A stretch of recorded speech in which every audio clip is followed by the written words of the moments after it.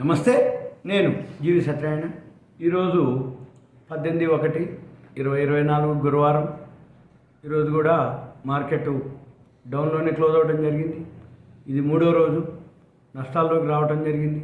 16వ తారీఖు నాడు, ఇవాళ గురువారం, బుధవారం, మంగళవారం నాడు మార్కెట్ ఆల్ టైమ్ హైకి రావడం జరిగింది. మార్కెట్ ఆల్ టైమ్ హైకి వచ్చినాక 16వ తారీఖు నాడు ప్రాఫిట్ బుకింగ్ మొదలైంది. 73,427 పాయింట్లు పెరిగి, అంటే అక్కడ ఆల్ టైమ్ హైక్ రీచ్ అయ్యి 16వ తారీఖు మార్కెట్ ప్రాఫిట్ బుకింగ్ అంటారు దీన్ని.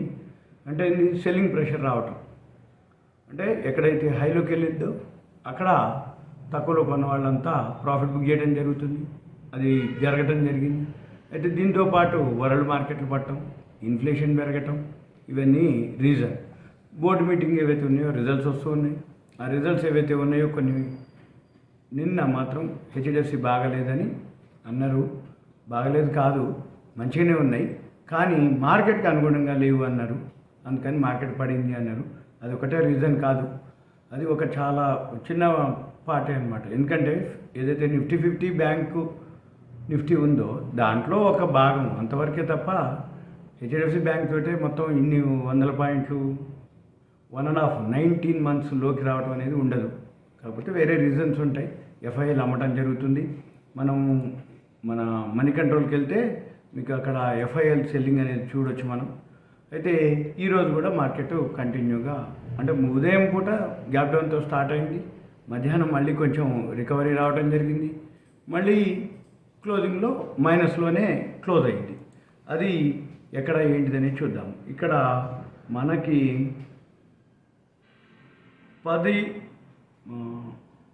9:56కి సపోర్ట్ తీసుకోవడం, 10ంటికి అనుకోండి, 10 గంటలకి. ఇక్కడ 10 గంటలకి ఈరోజు మళ్ళీ సపోర్ట్ తీసుకుంది. సపోర్ట్ తీసుకొని మళ్ళీ 12:27కి మళ్ళీ ఫాల్ స్టార్ట్ అయింది. అక్కడి నుంచి సైడ్ వేస్లోనే క్లోజ్ అవ్వడం జరిగింది. మీరు గమనించాల్సింది ఏంటిదంటే, వాల్యూ ఉన్న స్టాక్స్ ఇప్పుడు తక్కువలో దొరుకుతాయి, అవి కొనుక్కోవాలి. అయితే మనం ఎన్ఎస్సి వెబ్సైట్ గమనిస్తే 2634 కంపెనీలు ఈరోజు ట్రేడ్ అయినాయి.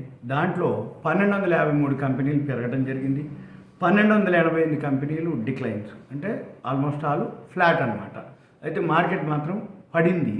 మనం గమనించాల్సింది ఏంటిదంటే, మార్కెట్ ఫ్లాట్గానే ఉంది, రిజల్ట్స్ వస్తూనే ఉన్నాయి. రిజల్ట్స్ బాగున్నాయి ఏవైతే ఉన్నాయో అవి అబ్జర్వ్ చేసుకొని మనము ఎంటర్ అవ్వాల్సిన అవసరం ఉంది.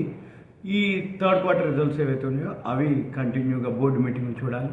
వీటితో పాటు మనం కనుక మార్కెట్ అబ్జర్వ్ చేస్తే, ఇక్కడ మనం మనీ కంట్రోల్లోకి వెళ్ళినట్టయితే మీకు ఇక్కడ మార్కెట్స్, గ్లోబల్ మార్కెట్స్ కనుక క్లిక్ చేస్తే ఇప్పుడు మళ్ళీ నిఫ్టీ అంటే రేపటికి పాజిటివ్ చూపిస్తుంది. ఆల్రెడీ అంటే యూరోప్ మార్కెట్లో ఇప్పుడు ప్రజెంట్ పాజిటివ్లోనే ఓపెన్ అవ్వటం, పాజిటివ్లోనే రన్ అవుతున్నాయి. ఈరోజు రాత్రికి యూరోప్ మార్కెట్లు ప్లస్లో క్లోజ్ అయ్యి, సాయంత్రం 7 గంటలకి యుఎస్ మార్కెట్లు ఓపెన్ అయినాక, తెల్లవారుజామున 3 గంటలకు క్లోజ్ అయినాక, రేపు ఉదయం నిఫ్టీని కనుక మీరు అబ్జర్వ్ చేస్తే తెలుస్తుంది రేపు గ్యాప్ అప్, గ్యాప్ డౌన్, ఫ్లాటా, న్యూట్రలా. అయితే ఎక్కడ జరిగింది ఎక్కువ నష్టం? ఎంటీఎఫ్లు తీసుకున్న వాళ్ళకి ఎక్కువ నష్టం జరుగుతుంది. అంటే ఏంది? మార్జిన్ ట్రేడ్ ఫెసిలిటీ అంటారు. అంటే మనకు 5 times లివరేజ్ ఇస్తారు, వాళ్ళు ఎక్కువ మంది ఉన్నారు. అయితే ఆ మార్జిన్ మెయింటైన్ చేయాలి. అంటే ఎప్పుడైతే ఏ రోజైతే ఆ రోజు మనకి పెరిగినప్పుడు మన అకౌంట్కి ఇస్తారు. సపోజ్ తగ్గింది అనుకోండి, ఏమంటే మనం పే చేయాలి. అయితే అక్కడ ఎక్కడైతే పే చేయరో వాళ్ళు కట్ ఆఫ్ చేయడం జరుగుతుంది. తర్వాత ఆల్ టైమ్ హైక్ పోయినాక ఈ కాల్ ఆప్షన్స్, పుట్ ఆప్షన్స్ అన్నీ కూడా ప్రీమియం హైలో ఉంటాయి, అవి ఎక్కువ చేయడం జరిగింది. వీటితో పాటు ఈ ప్రాఫిట్ బుకింగ్ అంటారు అనమాట. ఎప్పుడైతే మొన్న 16వ తారీఖు నాడు ఆల్ టైమ్ హైక్ పోయిందో అక్కడి నుంచి ప్రాఫిట్ బుకింగ్ జరగటం, ఎఫ్ఐఐలు అమ్మటం. మనం ఇక్కడ కనుక మనీ కంట్రోల్లోకి వెళ్ళి మార్కెట్స్ ఆల్ స్టాట్స్ కనుక క్లిక్ చేస్తే మీకు ఇక్కడ ఎఫ్ఐఐలు ఏం చేస్తున్నారు అనేది మనకి తెలుస్తుంది.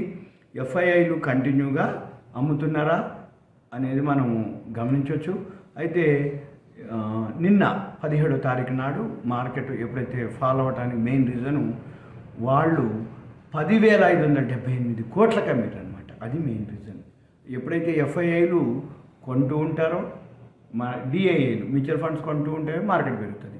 ఎఫ్ఐఐలు 10,578 కోట్లు అమ్మితే డిఐఐ మ్యూచువల్ ఫండ్స్ వచ్చి 4,006 కోట్లు కొనడం జరిగింది. అంటే ఏంది, కొన్న శాతం తక్కువ, అమ్మిన శాతం ఎక్కువ. అందుకని మార్కెట్ ఫాల్ అవడం జరిగింది. ఈరోజు ఇంకా అప్డేట్ కాలేదు, అవుతుంది కొంచెంసేపట్లో. మళ్ళీ నేను రేపటి వీడియోలో మీకు ఎఫ్ఐఐలు మీరు గమనించాలి. అంటే ఏంది, moneycontrol.comకి వెళ్ళి మార్కెట్స్ ఆల్ స్టార్స్ క్లిక్ చేసి ఎఫ్ఐఐ యాక్టివిటీస్ అని ఉంటుంది రైట్ సైడ్, అది క్లిక్ చేస్తే మీకు ఎఫ్ఐఐలు కొంటురా అమ్ముతురా అనేది తెలుస్తుంది. దాని కాకుండా మీరు టెలిగ్రామ్లో business standard, economic times, financial express, money control అవి డౌన్లోడ్ చేసుకుంటే దాంట్లో కూడా అప్డేట్ అవుతూ ఉంటాయి. ఇక తర్వాత వరల్డ్ మార్కెట్స్ కూడా ఫాలో అవటం ఒక రీజను.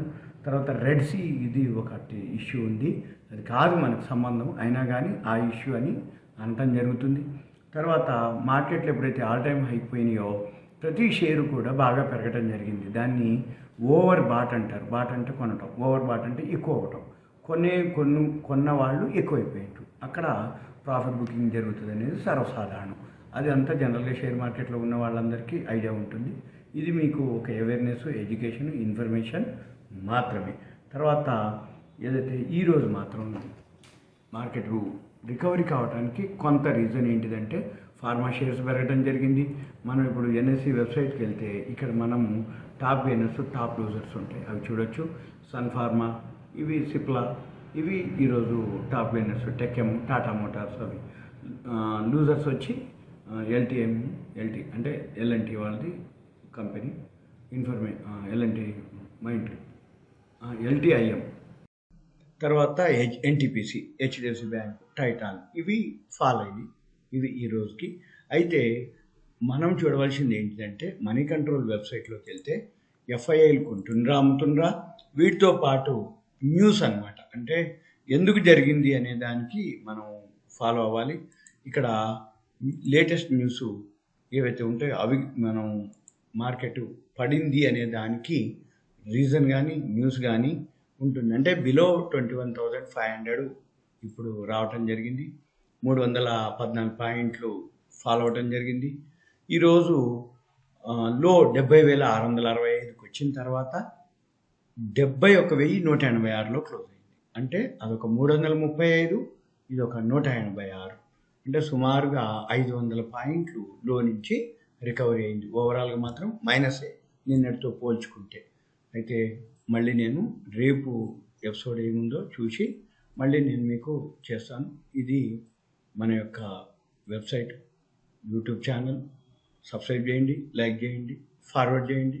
మీకు ఏదైనా డౌట్స్ ఉంటే మీరు మీ పేరు, ఏరియా, వాట్సాప్ మెసేజ్ పెట్టి, కంటెంట్ కూడా ఏదైనా అడగదలుచుకున్నారో అది కంటెంట్ రూపంలో మెసేజ్ పెడితే నేను వీలు చూసుకొని రిప్లై ఇస్తాను.